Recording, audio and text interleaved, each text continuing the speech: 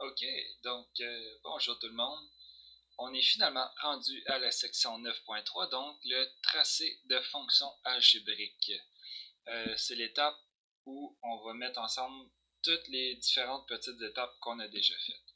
Donc la démarche est la même. La plupart d'entre vous l'ont déjà maîtrisé à l'examen intra. Il y en a quand même que c'était pas clair qui avaient compris toutes les étapes. Donc à ce moment-là, c'est bien de se remettre en tête qu'est-ce qui se passe. Donc ça, c'est une suggestion de démarche. La première chose qu'il faut faire pour tracer le graphique d'une fonction, c'est trouver son domaine. La deuxième chose, on détermine s'il y a des asymptotes. Après ça, on vérifie les valeurs critiques. Donc on trouve la première dérivée, calcule la première dérivée, et on vérifie où est-ce qu'elle s'annule. On va avoir besoin de vérifier son domaine aussi. L'étape 4, c'est on calcule la dérivée seconde, on vérifie où elle s'annule, ou également les points où est-ce qu'elle n'existe pas. L'étape 5, on fait un beau tableau, on met toutes les informations qu'on trouve dedans. C'est à l'étape 5 aussi là, que des fois, il faut insérer différentes valeurs dans les fonctions pour voir si elles sont positives ou négatives, déterminer où est-ce que c'est croissant et le type de croissance, donc la concavité. Finalement, l'étape 6, elle ne sera pas d'utilité pour nous autres. Déterminer les zéros et leurs données à l'origine, c'est nécessaire lorsqu'on a des fonctions avec pas beaucoup de points critiques et on veut essayer de bien placer le graphe, donc quand on manque un peu d'informations. En fait, on peut toujours faire l'étape 6, mais c'est juste pour avoir des points de plus à mettre dans notre graphique. Quand on en a déjà quelques-uns avec des asymptotes, c'est pas nécessaire. Finalement, l'étape 7, c'est tracer le graphique lui-même. Donc, c'est la nouvelle étape, en fait. C'est la seule étape qu'on n'a pas déjà faite ensemble, vraiment. Donc, ça, c'est la démarche. C'était la même qu'on avait faite avec les polynômes. Donc, la section 9.3, c'est une toute petite section. Ici, on va faire cet exemple-là ensemble. Après ça, on va faire cet exemple-là ici pour une autre fonction. Donc, on va faire 2. Et ça va être tout. Après ça, ça va être la fin et on tombe déjà dans le chapitre 10. Donc, allons-y sans plus tarder.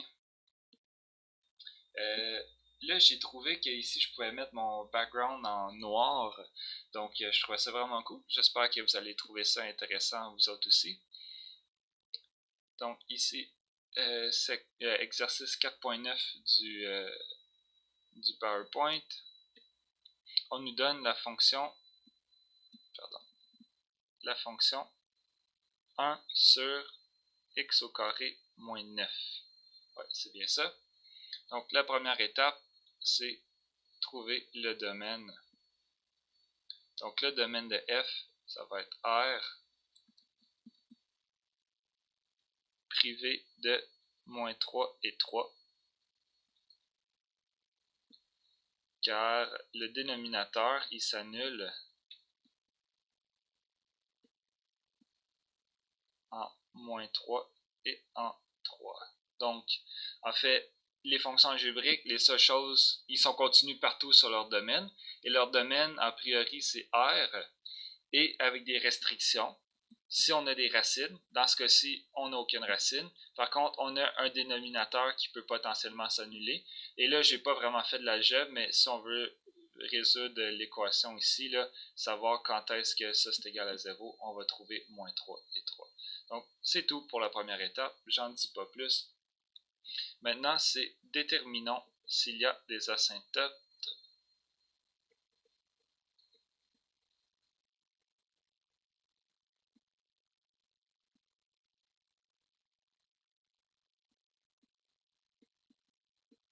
Et on va commencer peut-être avec les asymptotes verticales.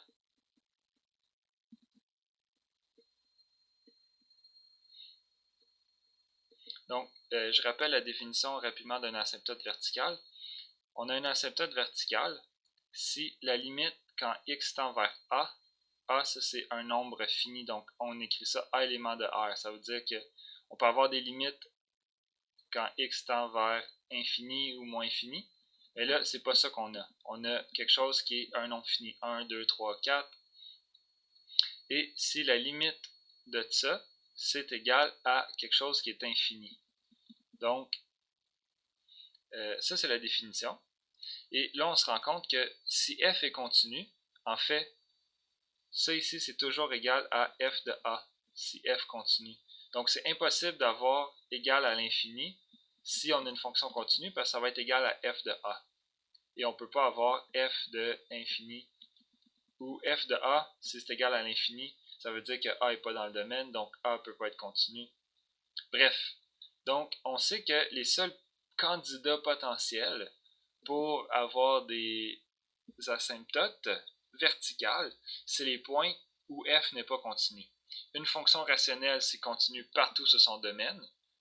Donc, les seuls points où est-ce qu'elle ne peut pas être continue, là je me rends compte que j'ai une drôle de parenthèse ici. Donc, les seuls candidats, c'est moins 3 et 3. Et ça va toujours être ça l'histoire. Donc, on va commencer par regarder la limite quand x s'approche de moins 3 en étant un peu plus petit. Qu'est-ce qu'on a? On va avoir une forme déterminée. Et là, c'est ça, il faut savoir laquelle. Ça va être k sur 0. Parce que quand x tend vers moins 3, ça va faire essentiellement, ultimement, ça va se rapprocher de moins 3 au carré moins 9. Ça, c'est... Oups, ici, il n'y a pas de moins 3. Ouais, ben c'est ça. Moins 3, il est dans la parenthèse. Donc, moins 3 au carré, moins 9, ça fait 9 moins 9, c'est égal à 0. Donc, c'est sûr que quand x tend vers moins 3, il n'est jamais égal à moins 3. Mais, à la limite, on va avoir 0. Donc, on sait que c'est un 0 ici. Là, ce qu'on veut savoir, c'est est-ce que c'est un moins ou est-ce que c'est un plus? Ça va faire une différence. Donc, on veut savoir si ça ici, ça va être positif ou négatif. Si on est à gauche, parce que là, on approche en étant un peu plus petit que moins 3, être un peu plus petit que moins 3, on peut prendre un exemple concret pour se fixer les idées. Ça serait moins 3,01 par exemple. Et si je mets ça au carré, moins 9, ça va me donner quelque chose qui est un peu plus grand, je dis approximativement, que 9. Et ça va être plus grand que 0. Donc ici, j'ai le droit d'aller mettre mon petit plus. Et là, ça, c'est une forme qu'on connaît. C'est de la forme, en fait, ça nous donne infini. Ici, je vais calculer de l'autre côté qu'est-ce qui se passe si x tend vers moins 3, mais en étant un peu plus grand.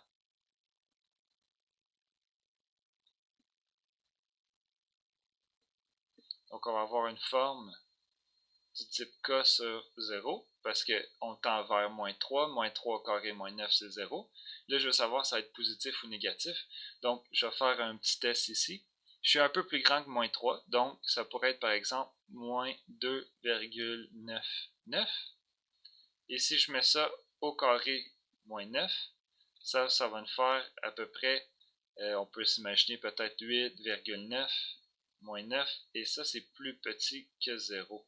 Donc ici, ça va être négatif. Donc je me rapproche certainement de 0 quand que, je me rapproche de moins 3, mais je me rapproche de 0 en étant négatif, toujours un peu plus petit que 0. Donc ça fait que k divisé par 0 moins, ça c'est une forme déterminée, et on sait la valeur de ça, c'est égal à moins l'infini. Peut-être que je rappelle brièvement pourquoi que ça c'est une forme déterminée. Donc, en fait, on sait que c'est une forme déterminée parce que si je prends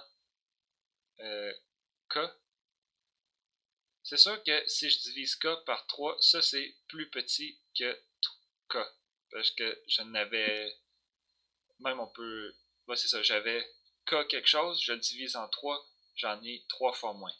Par contre, si je le divise par 1 tiers, qu'est-ce qui se passe? 1 tiers c'est plus petit que 1. Et là, la règle des fractions me dit que ça c'est égal à k fois ce qui est dans le dessous ici, mais son inverse, donc fois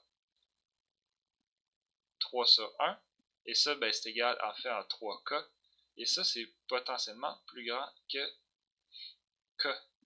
Je dis potentiellement parce que si k est négatif, à ce moment-là, ça va être encore plus négatif. Donc, ça, c'est pour k positif.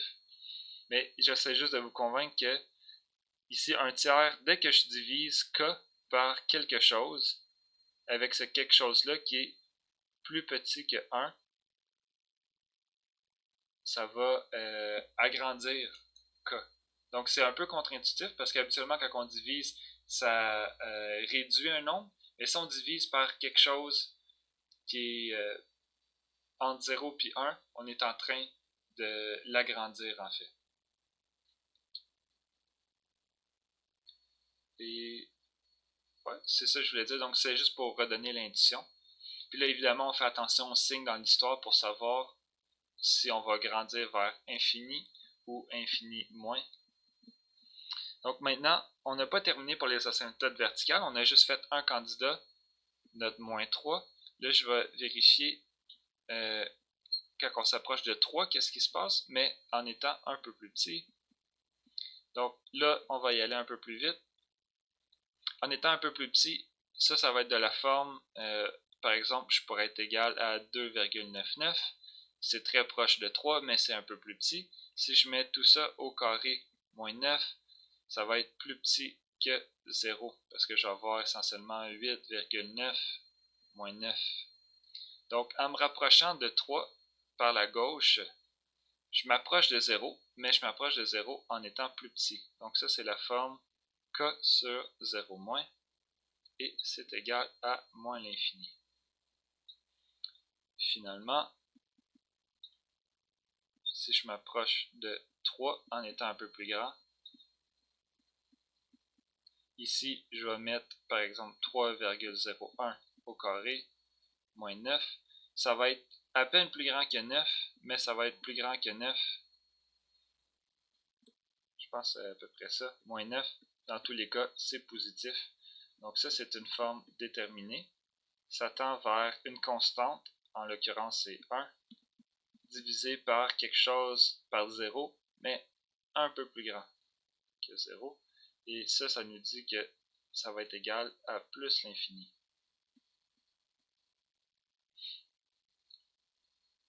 Donc, avant de déterminer les asymptotes horizontales, on peut peut-être déjà se faire, là j'ai découvert que j'avais une nouvelle fonctionnalité ici, je trouve ça cool. On peut peut-être se faire un petit graphe pour essayer de voir qu'est-ce qui se passe. Pas obligé d'être très grand. Donc, on y va pour ça. Je vais mettre 3 ici, moins 3 là. On a des asymptotes verticales.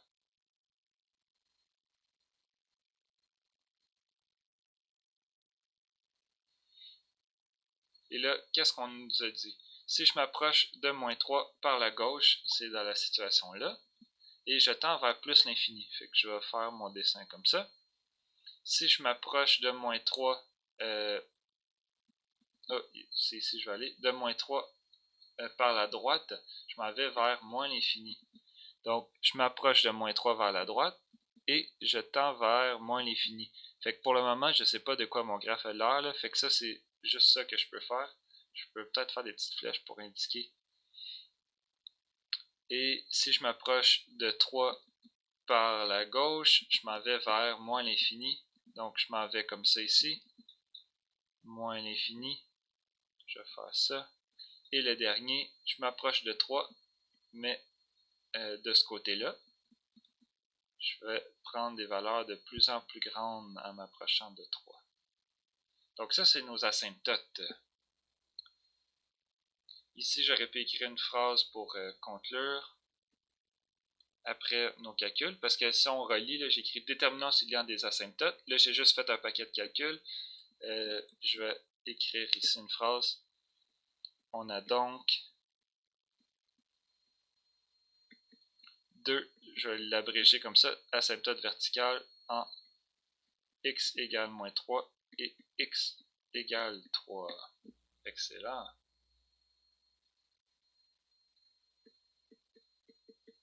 Le dessin que j'ai fait, vous n'êtes pas obligé de faire ça. C'est vraiment, c'était pour un peu vous donner une idée de qu'est-ce qu'on avait réussi à trouver. Mais on va faire ça dans le graphique à la fin. Vérifions s'il y a des asymptotes horizontales. Donc les asymptotes horizontales, c'est une limite quand x tend vers l'infini de f de x, si ça c'est égal à L, et L fini, L on peut l'écrire comme ça aussi, là, plus petit que l'infini, ou des fois on écrit juste L élément de R, donc c'est un nombre que tu es capable de nommer, c'est pas juste une valeur arbitrairement grande. Si on a ça, c'est la définition d'une limite horizontale. Donc, on fait juste calculer ces limites-là. Donc, on prend la limite quand x tend vers plus infini de notre fonction f de x, en l'occurrence 1 sur x au carré moins 9. Ici, on a une forme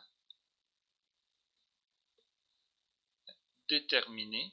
C'est la forme k sur infini. Donc, ça, c'est égal à 0. La raison pourquoi on a cette forme-là ici, c'est parce que x prend des valeurs de plus en plus grandes. Au carré, ça reste de plus en plus grand.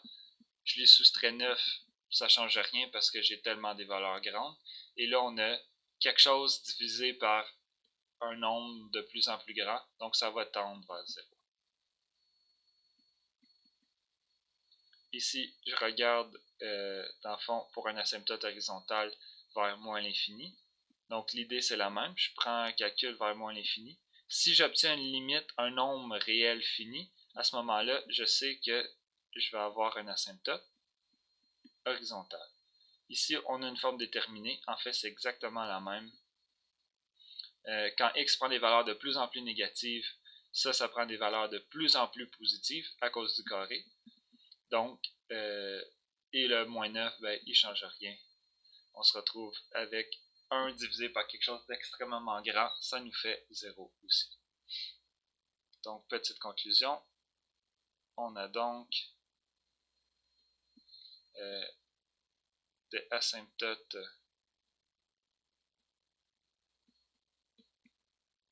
j'aurais dû utiliser l'abréviation, il est trop tard, des asymptotes horizontales en x égale 0 vers l'infini et moins l'infini. Excellent. Donc ça prend l'étape 2 est terminée. Ah, puis peut-être tant qu'à faire, je vais tourner dans le petit graphique ici. Là.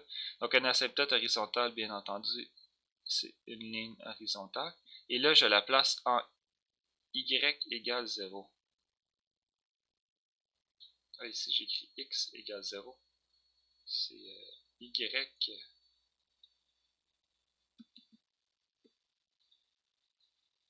parce que c'est une équation horizontale. Et là, qu'est-ce que je sais? Je sais que quand f s'en va par là, qu'est-ce qu'il fait? Il prend des valeurs qui se rapprochent de 0. Donc, il y a plusieurs façons de faire ça. Je pourrais, par exemple, f pourrait faire ça comme ça, après ça, s'en aller vers des valeurs proches de 0. Je pourrais être juste par en dessous de même. Je pourrais être par en dessous comme ça. Il y a différentes façons. Fait que pour le moment, je vais juste le faire un peu de même. Là. C'est juste pour se donner une idée. Fait que quand on s'en va vers l'infini, on s'écrase vers 0 tranquillement. Donc, étape 3.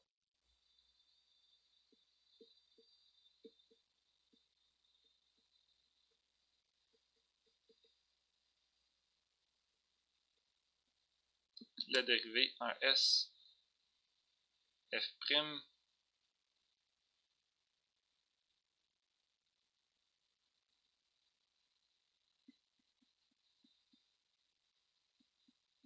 Donc, on veut trouver les points critiques.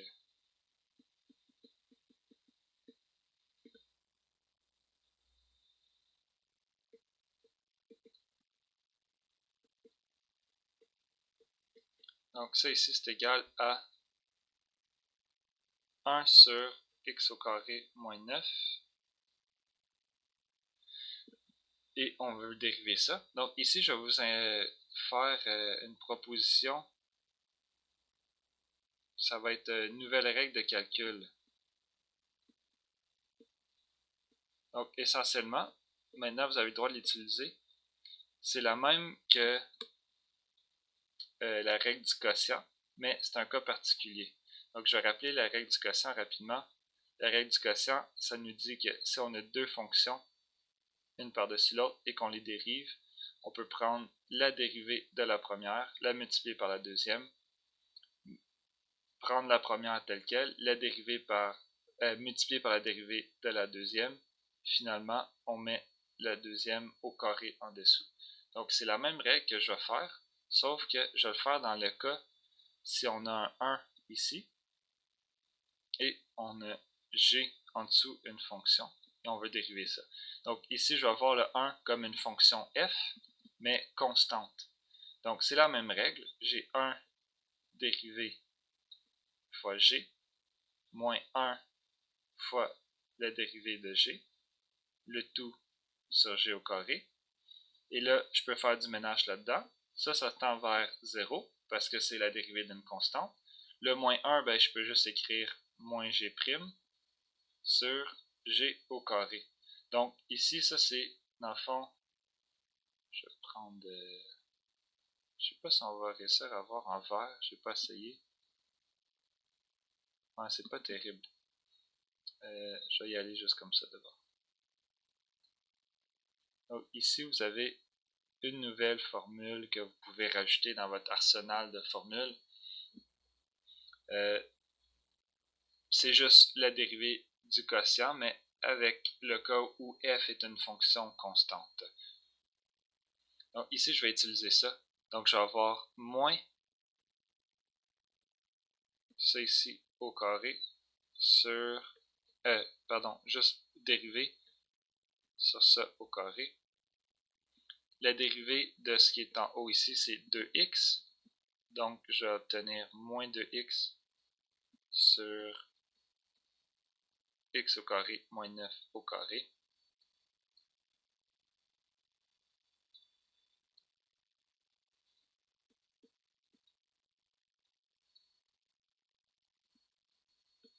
Donc, on n'oublie jamais de prendre le domaine. Le domaine de f', c'est égal à r privé de moins 3 et 3. En fait, exactement pour les mêmes raisons que f.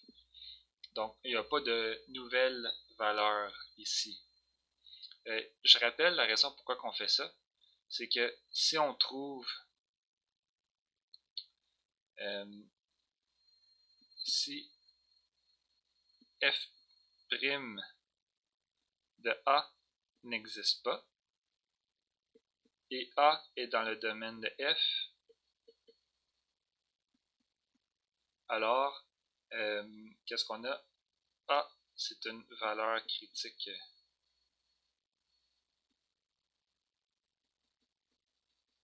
Donc, je répète cette idée-là ici. Si on calcule la dérivée f' et qu'on trouve que quand on l'évalue en A, ça, c'est pas défini, ça veut dire que f', elle n'existe pas au point A. Si en plus, ce même A-là, il est dans le domaine de notre fonction f, ça veut dire que A, c'est une valeur critique.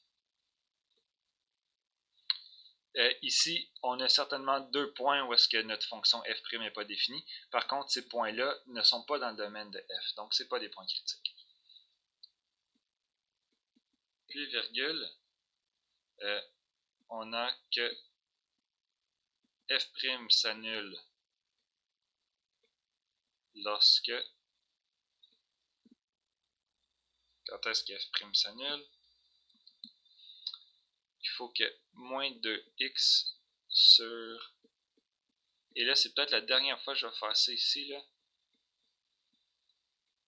Ici, je peux multiplier de chaque côté par le dénominateur. Donc, je multiplie par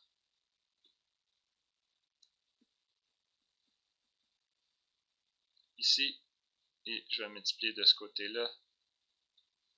Ça va rester 0. Ici, ça va s'en aller. Donc, j'ai moins 2x est égal à 0. Puis en fait, c'est ça, vous pouvez passer directement à cette étape-là ici. En fait, ce qu'on a vu, c'est que a sur b est égal à 0. Je l'ai fait dans une autre capsule, donc je ne le refais pas ici.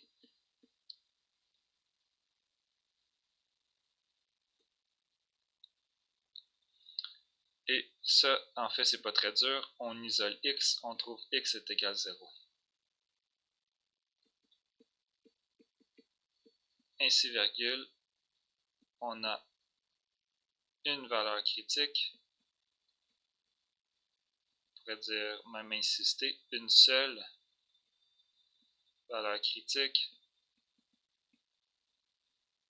en x égale 0. Donc, l'étape 3, c'est terminé. On est rendu à l'étape 4.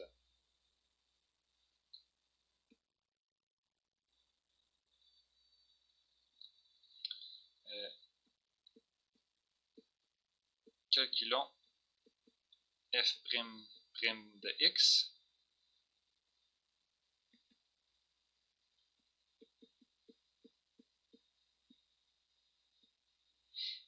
Et là, il suffit d'utiliser la règle du quotient.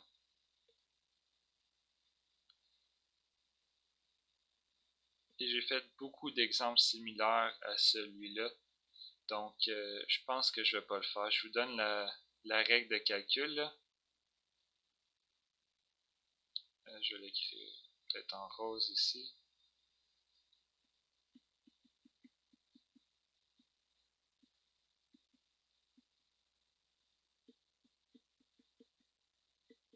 Donc, qu'est-ce qu'on obtient avec la règle du quotient? On obtient que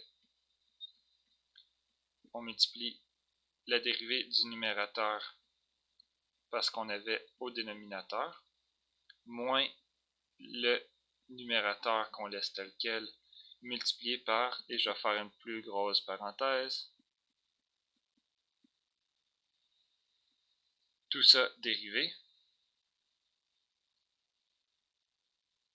sur le dénominateur, je le mets au carré. Et là, je vais le simplifier tout de suite. Ça fait à la 4. Excellent. Ici, je vais mettre 3 petits points. C'est à vous de compléter. Il vous reste à calculer la dérivée ici, la dérivée ici. Ça, vous allez avoir besoin de la règle de chaîne.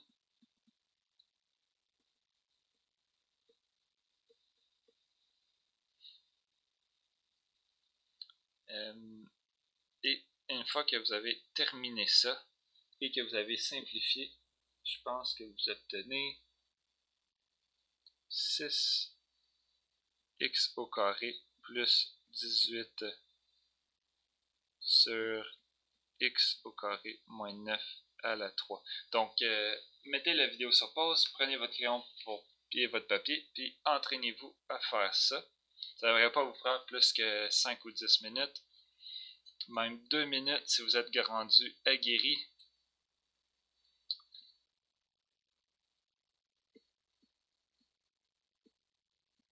Donc, domaine de f', on n'oublie pas de le calculer. J'ai des étudiants qui m'ont envoyé des courriels, puis là, ils me disaient qu'ils n'arrivaient pas à trouver les mêmes valeurs que le manuel, le même graphique. Il leur manquait comme des points. Puis en fait, c'est ça, c'est quand on oublie de vérifier si f'' n'est pas défini, dans le fond, ça revient essentiellement un peu à ça ici. Là, on peut avoir des points d'inflexion dans des points où la dérivée seconde n'est pas définie et que ce point-là appartient au domaine de f. Donc, il faut toujours vérifier le domaine. Ici, le domaine, on n'a pas de racine, donc il suffit juste de s'assurer que le dénominateur ne s'annule pas et on enlève ces deux points-là. Donc, on a que le domaine est égal à ça et que f'' s'annule lorsque, et quand j'ai dit que c'était la dernière fois, ici, on peut écrire directement, il faut que le numérateur s'annule. Deux petits points. Ici, on fait un petit peu d'algèbre. Je vais le faire en plusieurs étapes, mais je vais effacer au fur et à mesure. Donc, j'envoie le plus 18 de l'autre côté. J'obtiens moins 18. Je divise par 6 de chaque côté. Donc, lui, il va s'en aller. Ici, je vais avoir 6. Finalement, ça me fait moins 3. Et là, qu'est-ce qu'on remarque? Comme il n'y a aucune solution réelle,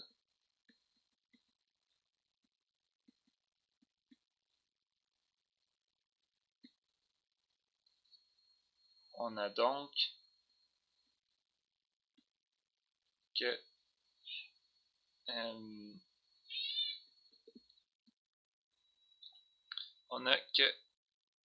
f' ne s'annule pas.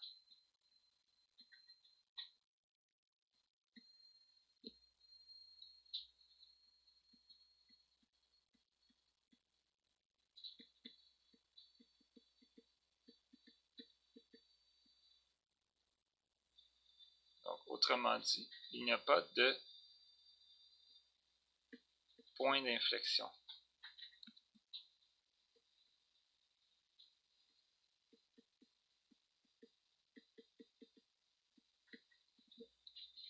On est rendu à l'étape 5, qui est l'étape où est-ce qu'on met toutes ces informations-là dans un tableau.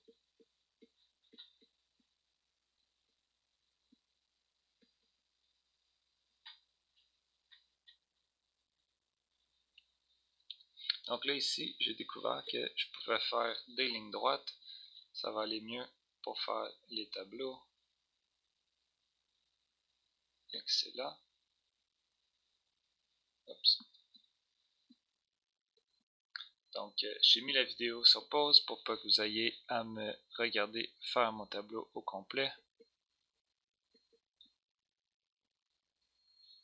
Ici, on va avoir besoin de... on a un point critique en 0 et il faut mettre les valeurs auxquelles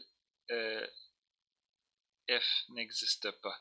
La raison, c'est que les points critiques, c'est des points où il y a des comportements spéciaux qu'on détecte. Parce que, qu'est-ce que c'est encore, si je le rappelle? F', en fait, elle est égale à 0. Ça veut dire que f', ça représente la variation de f, la variation instantanée. Donc, en 0, f ne varie pas. Donc, ça vaut la peine d'investiguer qu'est-ce qui se passe. Puis en fait, en 3 et en moins 3, f n'existe pas. Donc, il faut aller voir qu'est-ce qui se passe aussi, parce que si f elle n'existe pas, il peut y avoir des comportements étranges qui valent la peine d'être analysés. Donc ici, on a existe pas, existe pas, existe pas, existe pas, existe pas. Et ici, notre dérivée, elle s'annule. Excellent.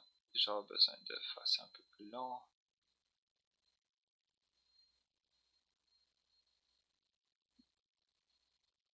OK. Maintenant, il nous reste à remplir le tableau ici. Donc, on peut commencer peut-être avec voir qu'est-ce qui se passe là. Dans le fond, on a trouvé un point critique, on veut déterminer sa nature. On va utiliser le test de la dérivée seconde. Donc, peut-être que je rappelle le test de la dérivée seconde ici.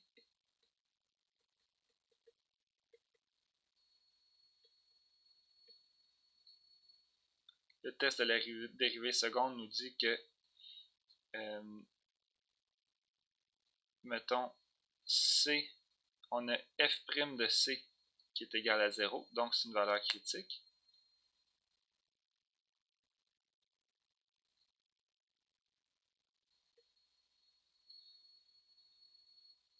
Donc, si f', la dérivée seconde en C, est plus grande à 0, alors on a un minimum. C, c'est un minimum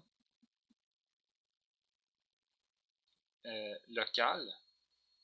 On peut dire aussi relatif.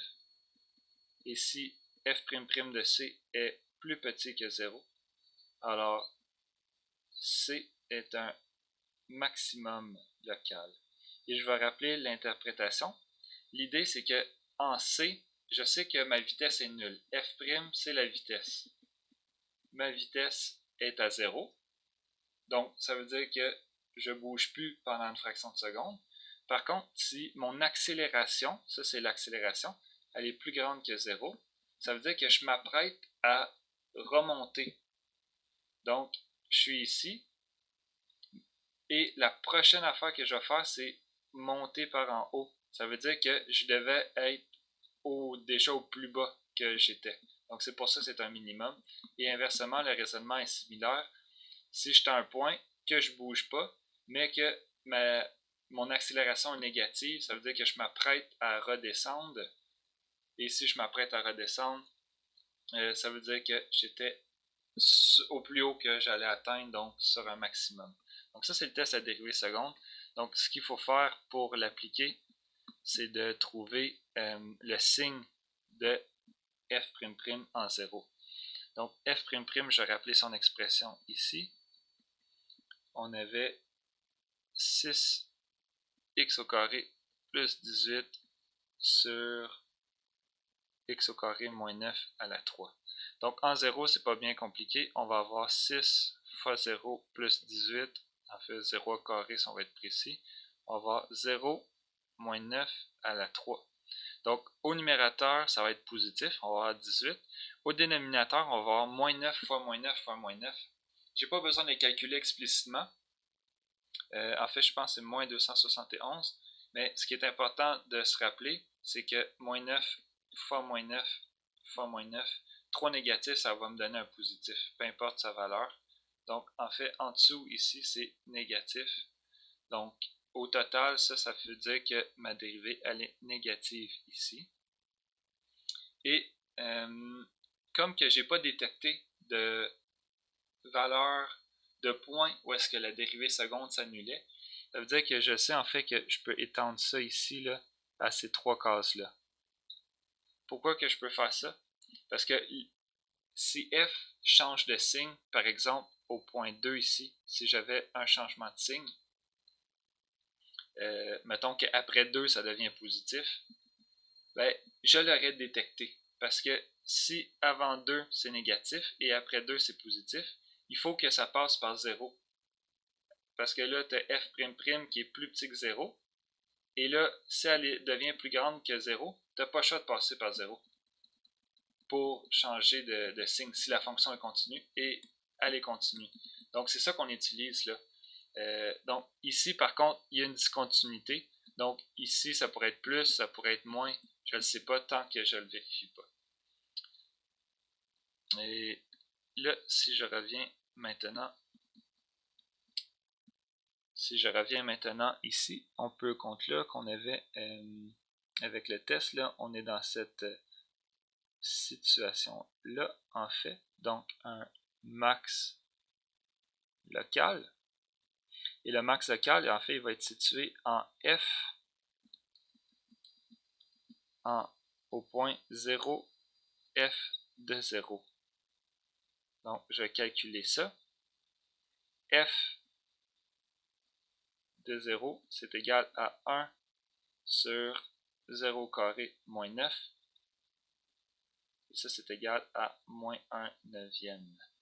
Donc ça, c'est 0 moins 1 sur 9. On a trouvé notre maximum, c'est un bon départ. Ça, on avait dit c'était moins. Maintenant, je vais prendre la valeur 4, puis je vais aller voir ici qu'est-ce qui se passe si j'ai un plus ou si j'ai un moins. Donc, ça, c'est mon expression pour f' ici. Donc, j'ai 6 fois 4 au carré plus 18 sur 4 au carré moins 9 à la 3.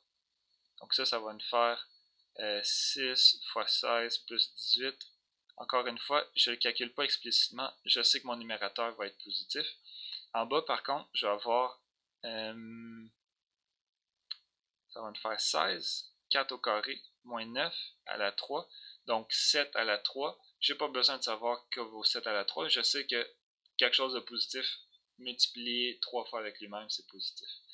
Donc, non, on n'était pas là, on était ici. Donc ici, je viens de vérifier, ça va être positif. Et là, ici, je pourrais prendre la valeur moins 4 pour aller voir qu'est-ce qui se passe dans ma case ici. En fait, ce que je vais faire, je vais reprendre le même calcul ici. Là, je vais juste mettre des moins, on va voir ce que ça donne. Moins 4 au carré, ça me fait 16, ça ne change pas. Donc, mon numérateur il va être positif pour la même raison. Et en fait, même chose ici, je vais avoir encore 16 moins 9, 7 au cube, donc ça va être positif.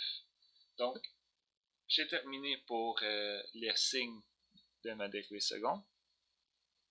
On va continuer maintenant pour les intervalles de croissance et décroissance.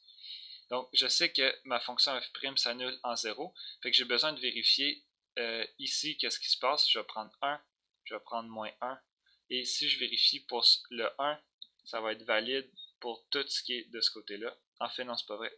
Pour ça ici, et après ça, il va falloir que je vérifie pour plus grand.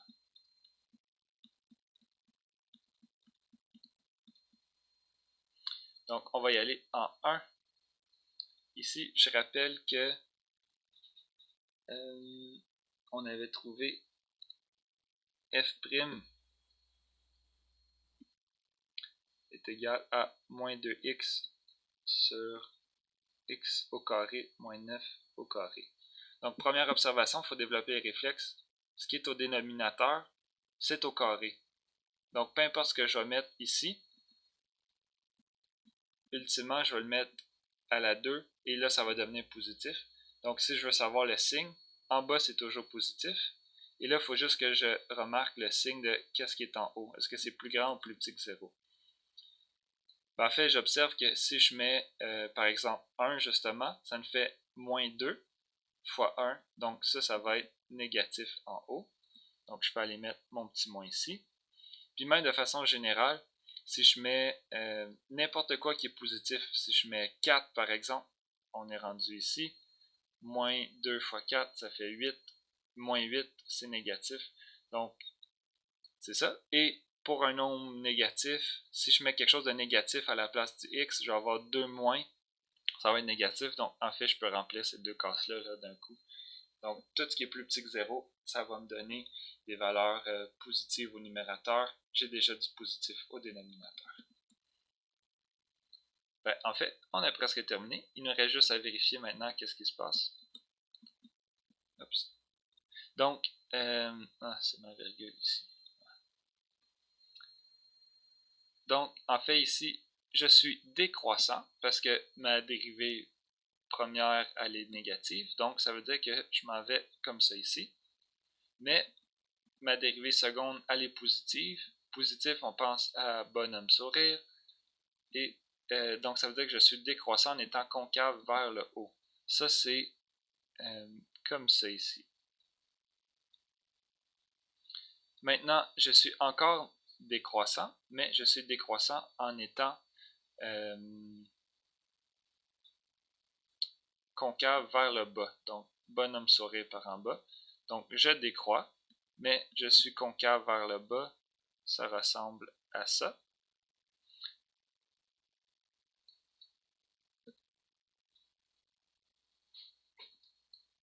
Pardonnez-moi, je pense que je viens de faire une niaiserie là. Qu'est-ce qu'on a dit? Si je mets un nombre négatif, ça c'est des plus. Ben oui. Ça aussi, si on pouvait interagir, je pense que certains me l'auraient déjà dit. Donc, si je mets moins 1 ici, ça fait moins 2 fois moins 1.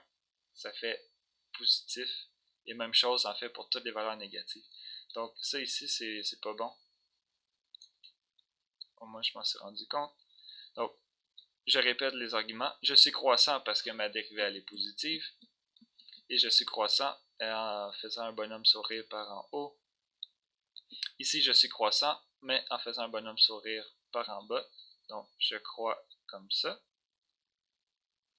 Ici, je suis décroissant, mais en étant concave vers le bas. Donc, je décroît et je suis concave vers le bas. Et finalement, je suis décroissant, mais concave vers le haut. Donc, bonhomme sourire par en haut, je décroît. Et là, on a tout ce qu'il faut pour faire notre tracé de graphique. Donc, ce que je vais faire, je vais effacer tous nos calculs à gauche et à droite. Et oui, c'est ça. Et en passant, tout ce que j'avais fait un peu dans la marge, j'ai pas besoin de le voir dans une démarche. J'ai pas besoin de savoir que vous êtes capable d'insérer f'', de mettre 4 dedans et de me dire si c'est positif ou négatif. Je suis pas mal sûr que vous êtes capable. J'ai pas besoin de voir la démarche. En fait, je veux savoir si vous êtes capable, si vous avez le bon signe là, dans vos tableaux. Donc, le tableau, il suffit de le remplir. Et tout ce que j'ai barbouillé dans le pourtour du tableau, ça, vous faites ça. Évidemment, il faut le faire, vous n'avez pas le choix, mais vous pouvez le faire à la main à côté. C'est pas obligé d'être dans le propre, c'est ça que je veux dire. Donc là, on est rendu à faire le tracé de la graphique. C'est la partie, en fait, la seule partie qui est réellement nouvelle. Et je vais faire ça ici, un beau gros graphique. Je vais mettre ça en dessous. Je vais vouloir qu'on puisse voir le tableau.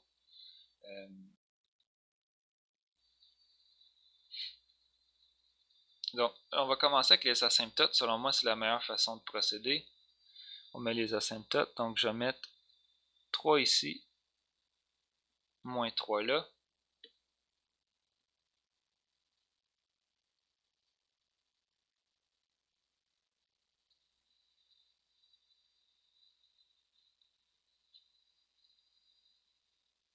Excellent. On a des asymptotes horizontales aussi, en plus et moins l'infini. Ça va être pour ça. Ici, ben, c'est toujours bien d'identifier les axes. Là. Donc, je ne l'ai pas fait. Et on peut peut-être mettre notre maximum local tout de suite. Donc, en 0 moins 1 neuvième, je vais mettre ça approximativement ici. On va dire que c'est suffisant. Donc, 0 moins 1 neuvième. Et ça, c'est max relatif.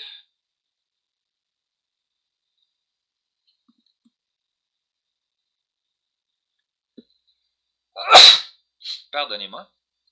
C'est pas le coronavirus. Et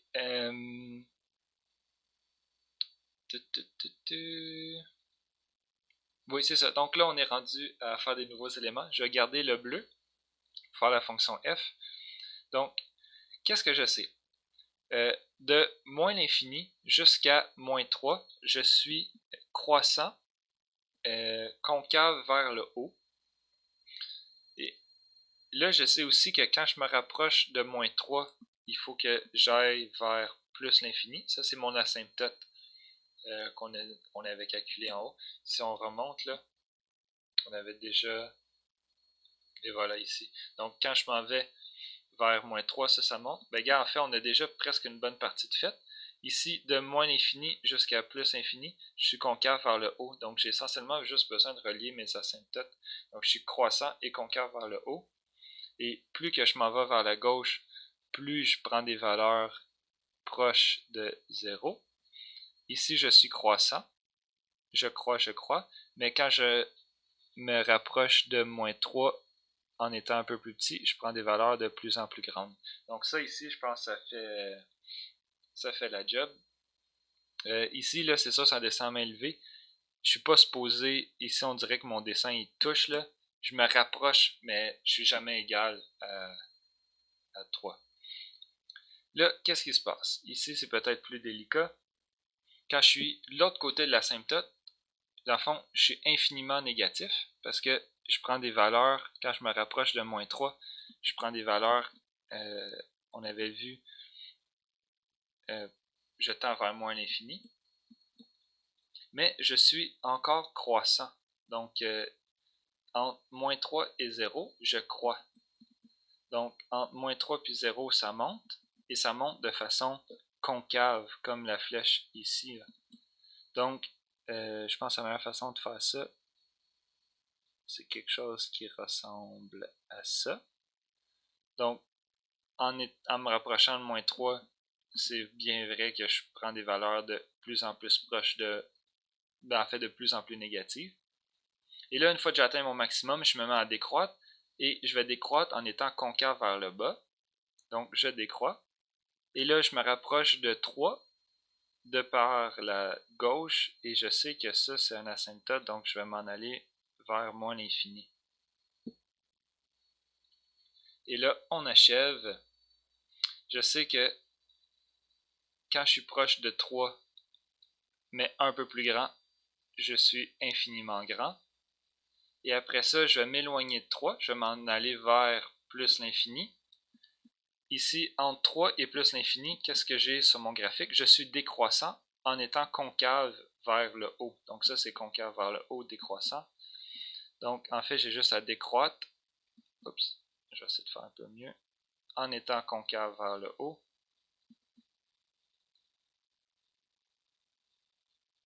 Et je me rapproche de 0. Donc, plus j'ai des valeurs grandes, plus je me rapproche de 0. Et ça, c'est notre graphe. Donc, on a réussi. On peut aller voir la solution dans le manuel. On peut aller le voir aussi sur Desmo si on veut. Mais le manuel, ils ont fait un beau dessin. Donc, on va aller voir c'est quoi. Et voilà. Donc, ouais, ça ressemble. On a notre maximum ici. Puis, on n'a pas de point d'inflexion. On a des belles asymptotes. Donc, ça répond à la question. Puis, maintenant, on est rendu à cette fonction-là. Donc, allons-y. On revient ici dans OneNote.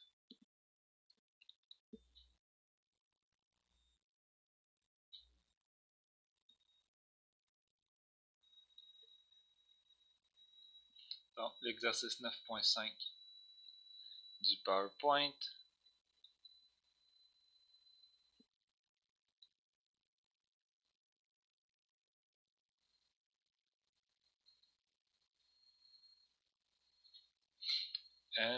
Première chose à faire, c'est le domaine.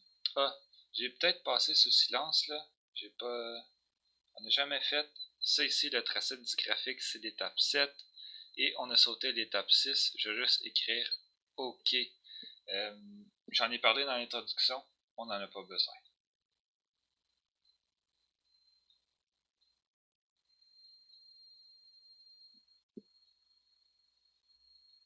Donc, première étape, le domaine de f, c'est R.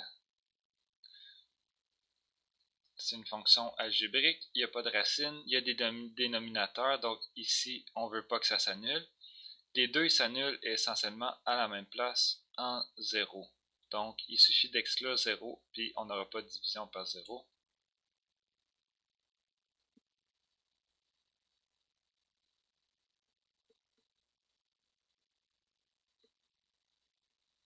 Je pourrais écrire des dénominateurs.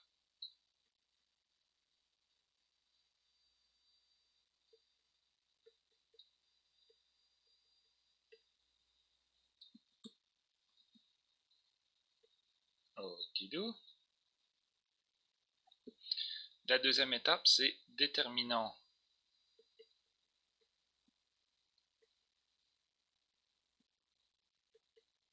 S'il y a des asymptotes, on va commencer encore une fois avec des verticales. Donc, une asymptote verticale, c'est une limite infinie quand x tend vers un nombre fini. Les candidats pour ça, ça ne peut pas être des points qui sont sur le domaine parce qu'on a des limites finies dans les points du domaine parce que f est continu sur son domaine. Donc, le seul candidat, c'est 0 ici. Donc, on va prendre la limite à gauche et à droite de 0 pour voir qu'est-ce qui se passe.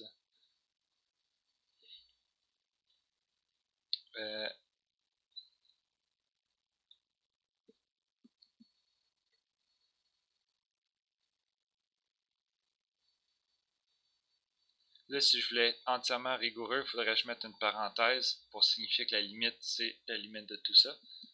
Je pense que par abus de notation, on comprend bien qu'est-ce qui se passe ici. Ça, c'est une forme indéterminée parce qu'on a moins infini plus infini. La raison, c'est que quand x ça rapproche de 0, en fait, ça c'est la forme k sur 0 moins. Donc ça tend vers moins l'infini. Et celui-ci, ça c'est la forme k vers 0 plus. Parce que x il s'approche de 0 en étant un peu plus petit que 0. Mais élevé au carré, il devient un peu plus grand que 0, donc il devient positif. Donc ce terme-là ici, c'est lui qui tend vers le plus l'infini. Donc tout ça, il suffit juste de l'observer. Vous n'êtes pas obligé d'en écrire davantage. Si je vois ça ici, j'en déduis que vous avez bien compris. Donc ici, il faut faire un peu d'algèbre. En fait, ce qu'on va faire, c'est juste mettre sur le même dénominateur. Donc je multiplie par x au carré le premier. Fait que je vais avoir x au carré sur x au carré. Je multiplie par x celui-là, fait que je vais avoir x sur x au carré. Et lui, j'ai pas besoin de multiplier par quoi que ce soit, donc j'ai ça. Tout ça, je peux le réécrire.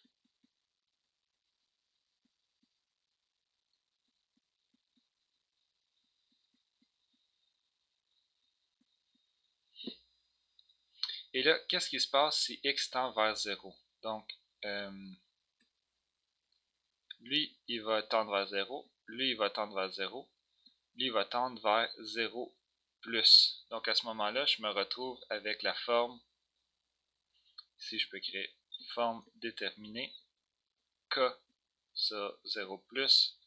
Donc, tout ça ici, c'est égal à l'infini.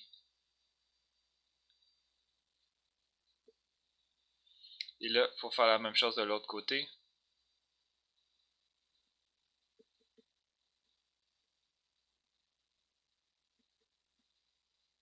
Je vais tout de suite passer à la forme où est-ce qu'on est mis sur le même dénominateur.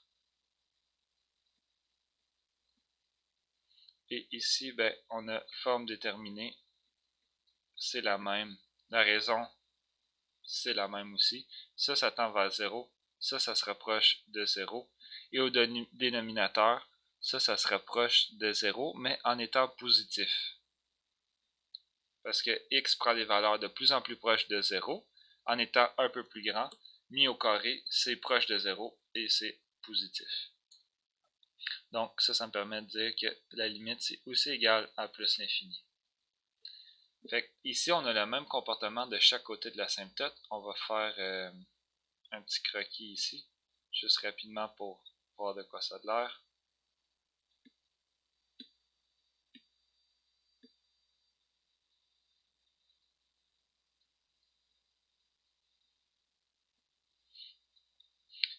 Donc, notre asymptote allie en 0.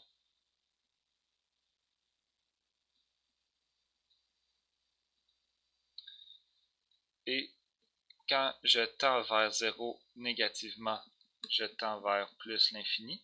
Donc, je vais peut-être le faire comme ça. Quand je tends vers 0 en étant un peu plus grand, je tends aussi vers plus l'infini. Donc, je m'en vais comme ça ici. Et là, on peut écrire une petite phrase. Le dessin que je viens de faire n'est pas nécessaire dans une démarche. C'est tout simplement une explication pour vous autres, là, pour mieux comprendre. On a donc une asymptote verticale en x égale 0.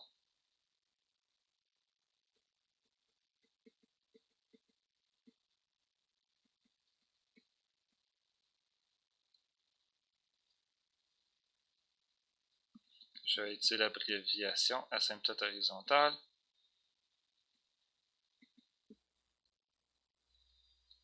Donc, une asymptote horizontale, je le répète encore, c'est limite d'un nombre quand x devient de plus en plus grand. Si on a une limite finie pour notre fonction, alors c'est une asymptote horizontale.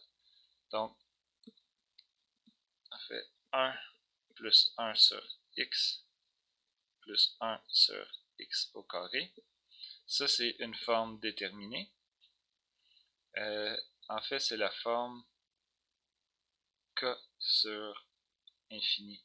En vérité, on l'a deux fois. Ce qui se passe, c'est que ça va tendre vers 0. Ça va tendre vers 0. Parce que x, il prend des valeurs de plus en plus grandes. Donc tout ça ici, c'est égal. En fait, il va juste me rester 1. Et on peut faire la même chose vers la gauche. Donc si x tend vers moins l'infini, qu'est-ce que notre fonction f devient, comment elle se comporte. En fait, c'est une forme déterminée. C'est la forme k sur infini. Et c'est égal à 1. Le raisonnement est entièrement le même. Ça tend vers 0 quand x devient de plus en plus grand. Ça tend aussi vers 0 quand x devient de plus en plus grand. Ainsi, on a une asymptote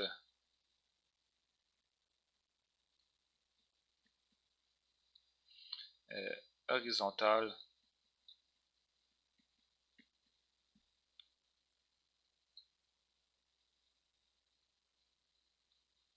en 1, en y égale 1 vers l'infini et moins l'infini. On va aller dessiner ça sur notre dessin qu'on a fait ici. Donc, 1, on peut s'imaginer que c'est là. Ça, c'est une asymptote horizontale. Je vais la faire de l'autre côté. Je vais avoir besoin d'effacer.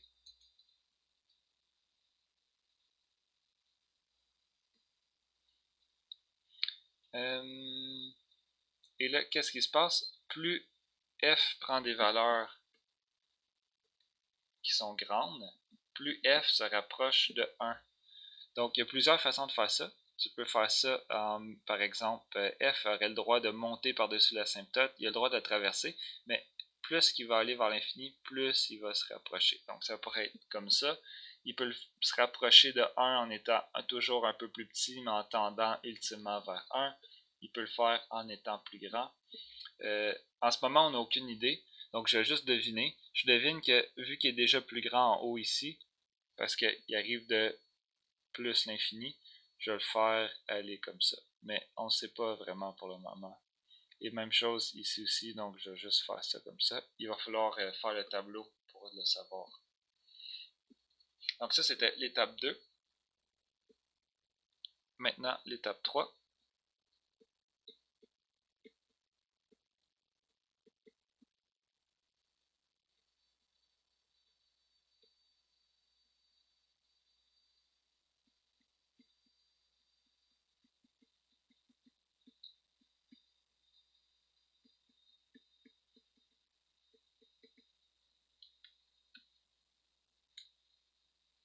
Donc, on a f' de x, c'est égal à la dérivée de 1 plus 1 sur x plus 1 sur x au carré. Et ça, on peut réécrire en mettant, on va utiliser la règle de puissance, donc on va mettre les puissances là en haut pour être capable de bien l'utiliser. Ici, on va distribuer la dérivée sur chacun des termes à l'intérieur de la parenthèse. Donc, on va dériver 1, on va dériver celui-là, on va dériver celui-là. La dérivée de 1, c'est 0. La dérivée de moins 1, ben, le moins, il s'en vient en avant. Après ça, ici, je vais faire moins 1, moins 1. Je soustrais 1 à l'exposant. Là, j'y vais un peu gentiment. Ici, le 2, il s'en vient en avant. Ici, j'ai moins 2, moins 1. Et là, si je redonne, je refais un peu de ménage dans ces termes-là. Ici, je me retrouve avec moins x à la moins 2. En fait, encore moins 2x à la moins 3. Et là, je peux passer les termes en dessous. Donc ici, j'ai juste moins 1 sur x au carré, moins 2 sur x à la 3.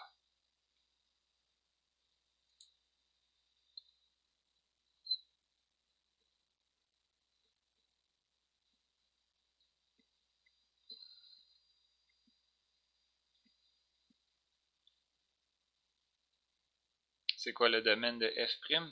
Ça va être R privé de 0. Et il n'y a pas d'autres contraintes. Ainsi, on n'aura pas de points critiques qui proviennent de points où la dérivée n'est pas définie. La dérivée est définie partout sur R sauf en 0. Mais 0, il n'est pas dans le domaine de f de notre fonction originale, donc ça ne sera pas un point critique. ici, je vais continuer ma phrase. Dans le fond, observons que le domaine de f, c'est égal à r privé de 0 et que f' s'annule lorsque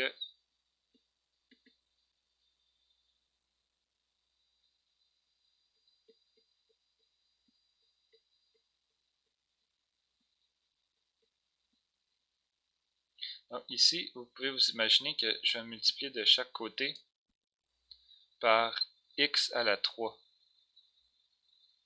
Donc, x à la 3 de ce côté-là, x à la 3 de ce côté-là. Qu'est-ce que je vais obtenir? Ici, je vais avoir moins x, parce qu'il y en a 2 qui vont mourir avec le dénominateur. Ici, je vais juste avoir moins 2. 0 fois x à la 3, ça va être 0. Et là, ça, c'est pas trop difficile à isoler. Je vais avoir x est égal à moins 2.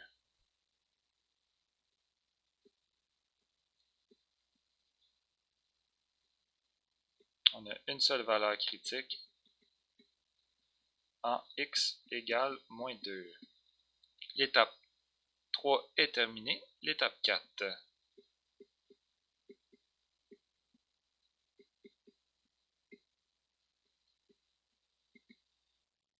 Donc, la dérivée f''. Qu'est-ce qu'on a? Je repars avec la définition de f'. Donc, je vais dériver la dérivée première pour avoir la dérivée seconde. Ici, je vais faire la même chose. Je réécris mes exposants.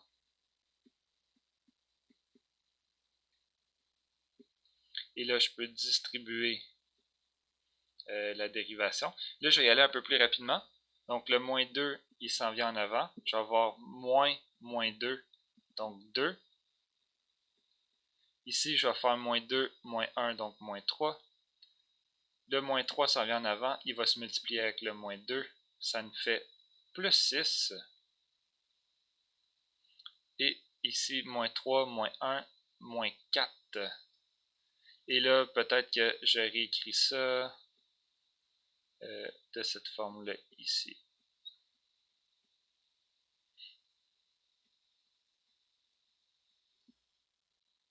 Ici, parce que j'ai déjà fait le problème, je sais que ça va nous être utile. Je vais l'écrire sur un même dénominateur. Donc, pour le mettre sur x à la 4, je vais multiplier le premier terme en haut et en bas par x pour avoir du x à la 4 en bas. Donc, ça me fait 2x plus 6.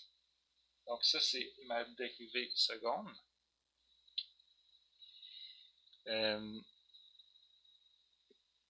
On a que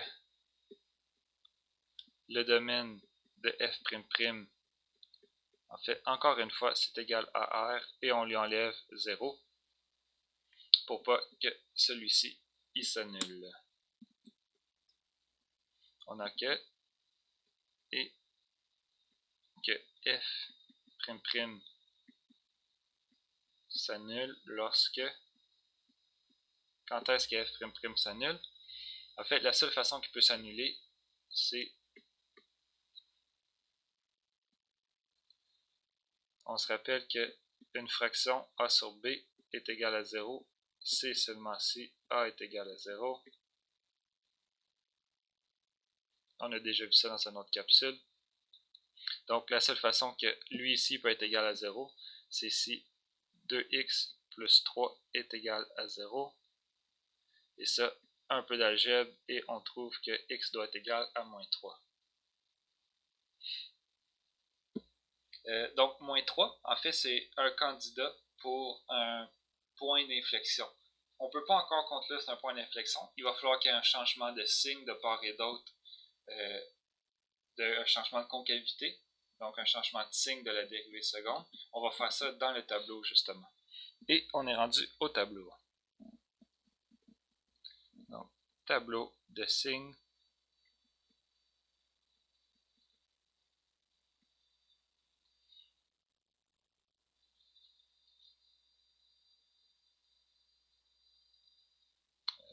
Ouais, je veux des lignes.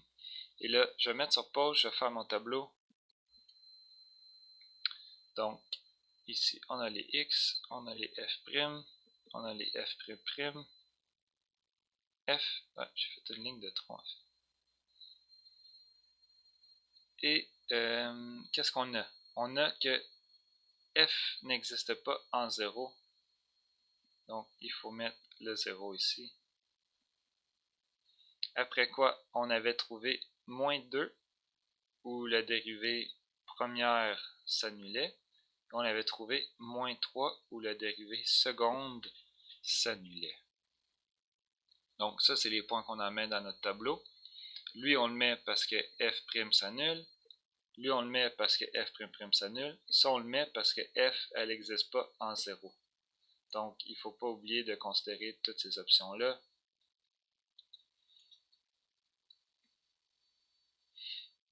Donc, peut-être on commence par vérifier qu'est-ce qui va aller là pour savoir si on a un minimum ou un maximum. 0, c'est un point critique. Donc, on applique le test de la dérivée seconde.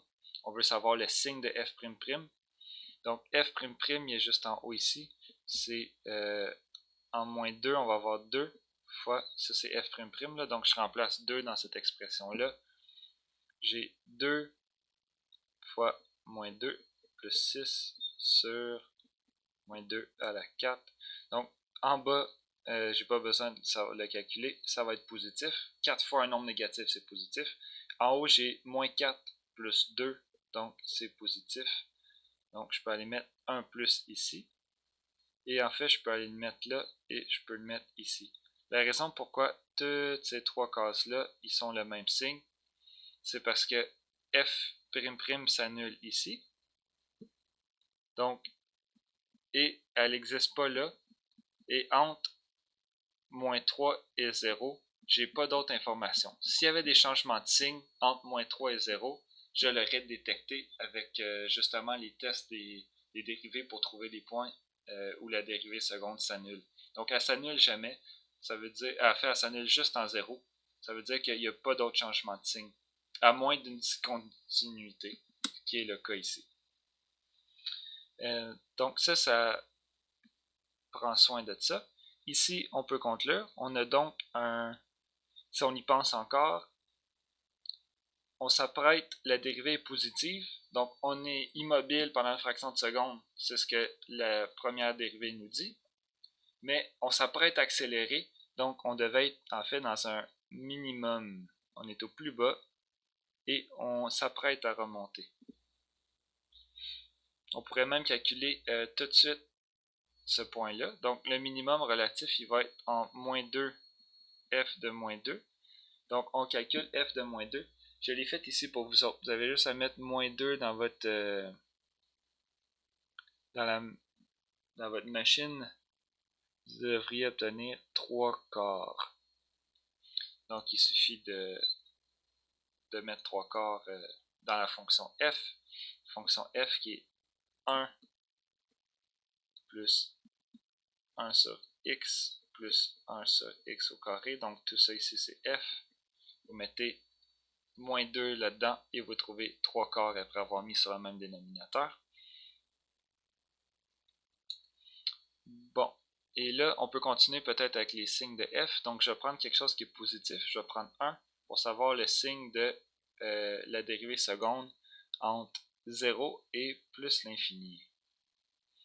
Donc, dérivée seconde, je ne l'ai pas très loin. Encore une fois, ça c'est ma dérivée seconde. Donc, si je mets 1 là-dedans, je vais avoir 2 plus 6 sur 1. Ça semble être positif.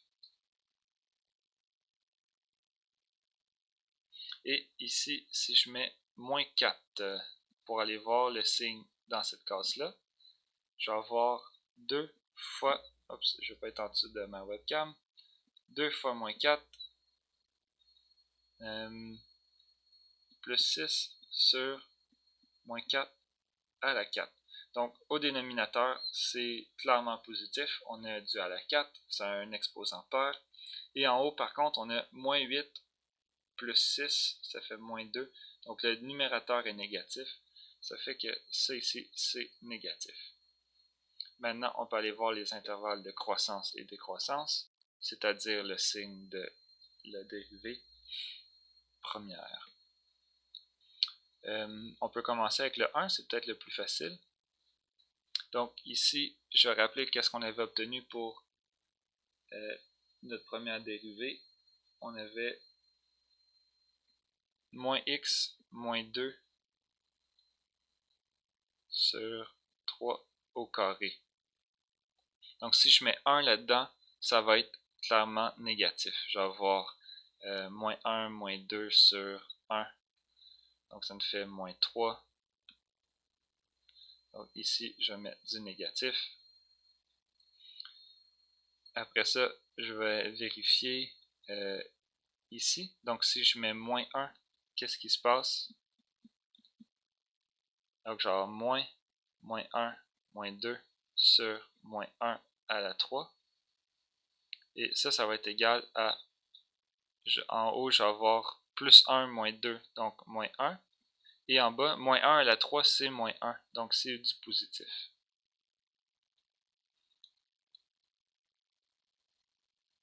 Je vais effacer ça. Donc, tous les barbeaux que je suis en train de faire ici sur le côté, j'ai pas besoin de les voir. Maintenant, pour le dernier, il nous en reste juste un à faire. Là. Tout ça ici, je peux prendre n'importe quel chiffre et ça va être la même chose pour tout ça. Donc, le meilleur que je vois, ce serait de prendre... On peut y aller pour moins 3, justement. Donc, moins 3 plus 2 sur moins 3 à la 3. Ça nous fait moins 3 plus 2. Ça fait... Oh, ça c'est un moins. Moins 3 plus 3 moins 2. Ça me fait 1. Et en bas, j'ai moins 3 à la 3. Donc, c'est moins 27 en fait. C'est négatif. Donc ici, ça va être négatif.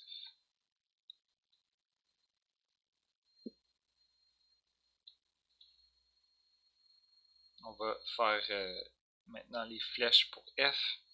Donc, ici, je suis négatif et je suis concave vers le bas. Donc, négatif, je décroît.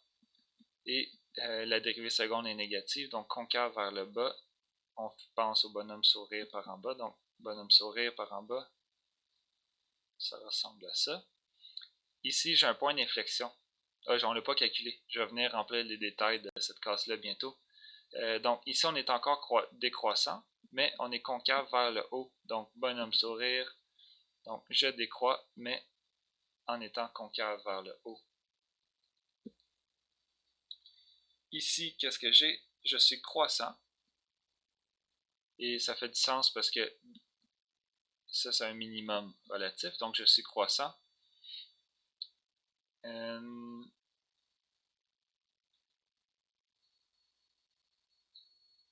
Et je suis concave vers le haut. J'avais perdu de vue qu'est-ce que j'étais en train de faire. Ici, décroissant et concave vers le haut. Donc, je décroît parce que ma dérivée première est négative. Et je suis concave vers le haut. Donc, ça, c'est être concave vers le haut. Donc, juste venir remplir ici. On ne l'a jamais fait, là. Ici, on peut confirmer que c'est bien un point d'inflexion. J'ai du moins avant, du plus avant. Ça s'appelle un changement de concavité de part et d'autre de moins 3.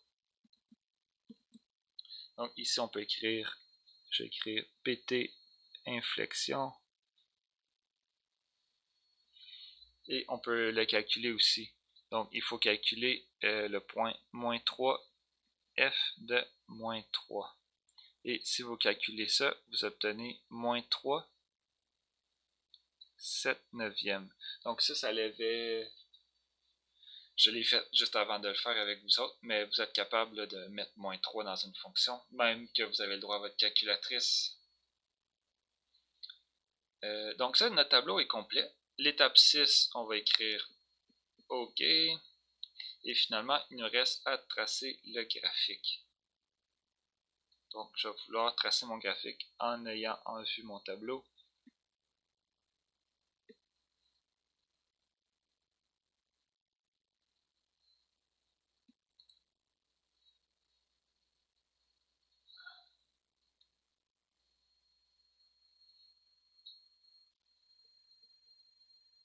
F de x, toujours identifier ses axes.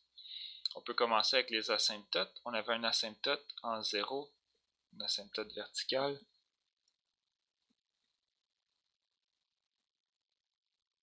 Et en 1, je vais le faire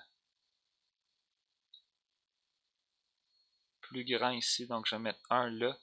La raison, c'est que j'ai essayé d'esquisser le graphe auparavant. Et vous allez voir que, en fait, ces deux valeurs-là ici sont très proches l'une de l'autre. Ça va être plus simple si je change un peu l'échelle pour mon graphe. Donc, moins 1 ici. On a une asymptote horizontale. En plus, c'est moins l'infini. Donc, ici, je vais effacer ça pour être capable de faire mon asymptote. Bon, donc ça, c'est nos asymptotes. Là, qu'est-ce qu'on a comme information? De moins l'infini jusqu'au point moins 3, je suis décroissant en étant concave vers le haut. Donc, je vais aller mettre mon point en moins 3 ici.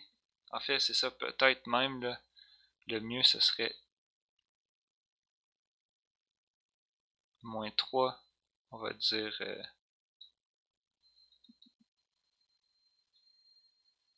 c'est pas tout à fait à l'échelle, ça descend à main levée. Et ici, si vous vérifiez, 7 neuvièmes, c'est égal à 0,7 périodique. Et notre autre point, notre minimum relatif, lui, il est à moins 2 et 3 quarts. 3 quarts, comme vous savez, c'est 0,75. Donc, ces deux points-là sont extrêmement proches un de l'autre. On y va du mieux qu'on peut. Je vais mettre... l'important, c'est que celui-là, il soit un peu plus haut. Je vais le mettre ici.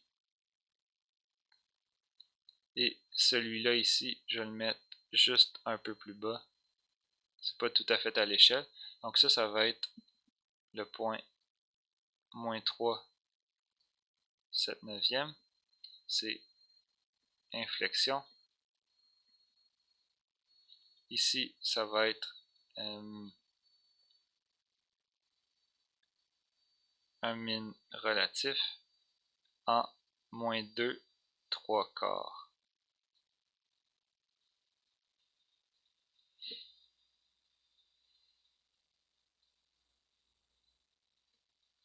Donc, dans le fond, ici, on va zoomer un peu. De moins l'infini jusqu'à mon point d'inflexion, je suis décroissant.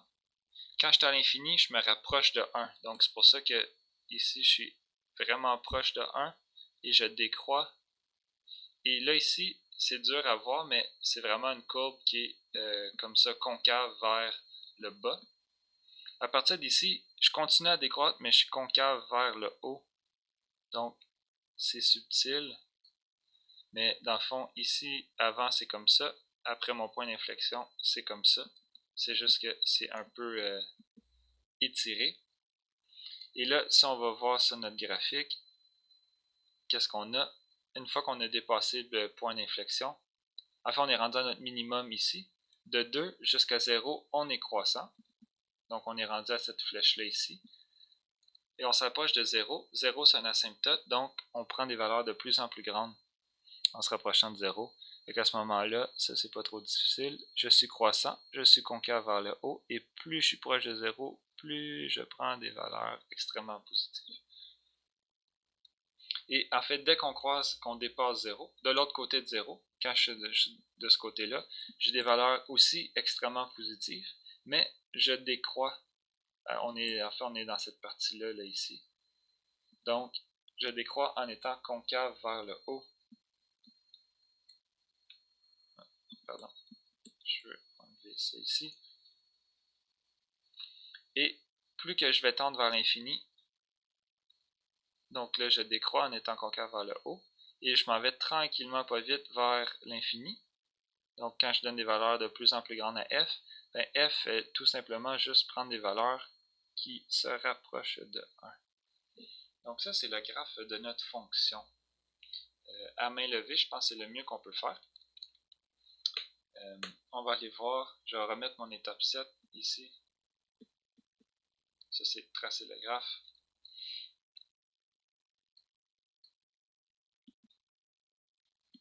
Donc, on a fait l'étude complète de cette fonction-là.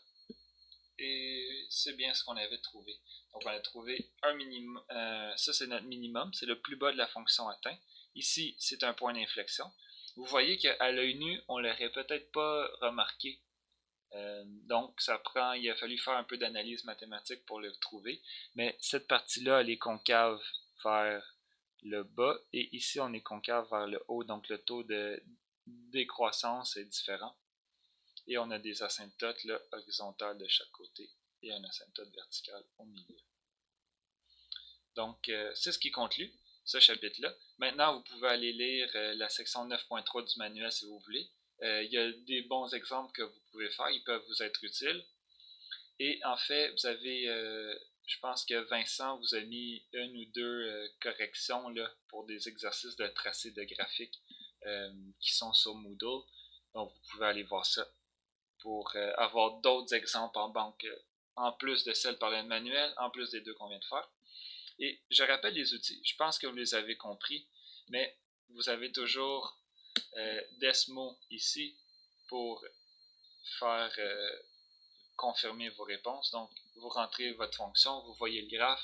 Vous pouvez rentrer les fonctions des dérivées secondes aussi, dérivées premières, pour vous aider à voir là, si vous êtes capable de trouver les points d'inflexion, les points où est-ce que c'est pas défini, les points où ça passe par zéro.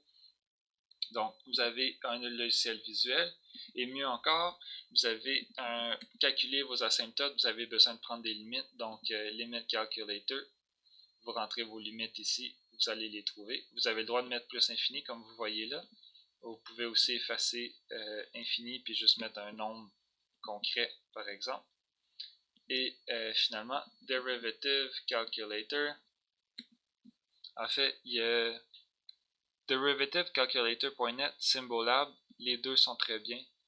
Donc ici, vous rentrez vos dérivés, ça dérive pour vous, vous pesez Go.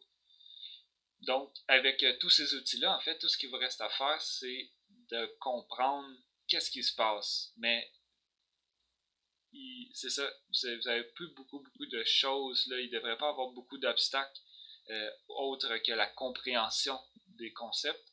Mais en termes de calcul, vous avez beaucoup d'outils visuels et même pour calculer là, algébriquement.